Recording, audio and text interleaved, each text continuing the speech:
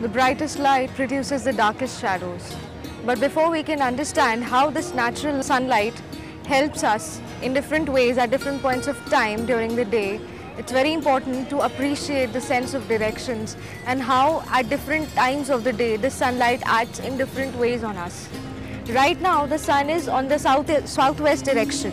So this would be my west and this is where the east is. This would be the north and right behind here would be where the south lies. Right now you can see I'm standing in the evening sun. It's around 3:30 and the sun is illuminating my face from this side in a very soft shadow. But on this side of my face there is a very light shadow on my nose and this side of my face is not very clearly illuminated.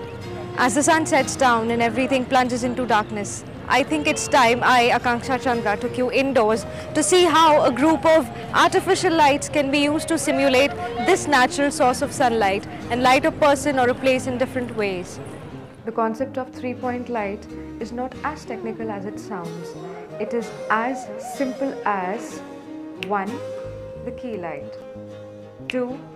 The fill light, 3. The backlight or the kicker.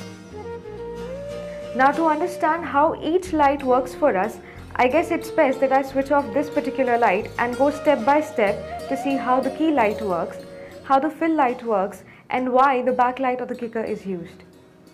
The key light is positioned at a 4:30 p.m. angle on an imaginary clock face.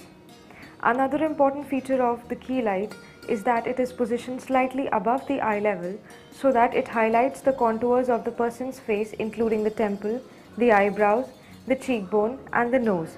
However, one problem which the key light produces is that it casts a dark shadow over the other side of the person's face. Because of this, what I really require is another light called as the fill light, which will help illuminating this side of my face.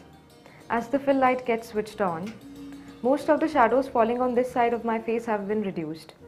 However, one important thing to note is that the fill light does not remove all the shadows, but it balances most of the shadows that are produced by the key light in order to give the best possible and the most natural image of the person standing in front of the camera. The fill light is comparatively less intense as compared to the key light and is always positioned at eye level to the subject.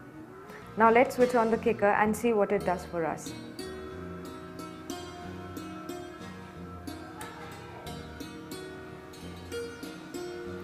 Now as you can see, most of the shadows behind my back have been more or less removed and this is quite an acceptable frame to be used. Now another function that this kicker is doing is that it's lighting up my hair very nicely. So this rim of light produced around my hair gives me an added glow. The intensity of the kicker light is actually the least of all as compared to the key light and the fill light. In fact, usually a 150 watt bulb is used along with a key light of a 300 watt.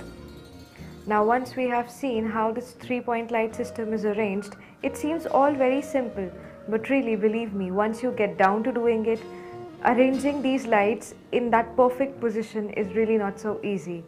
However, once you do it, you will see how perfectly it works for you. Actually, it's not really necessary to use this three-point light system. Most of the time, a two-point light system or even a four-point light system can be used, depending totally upon your requirement.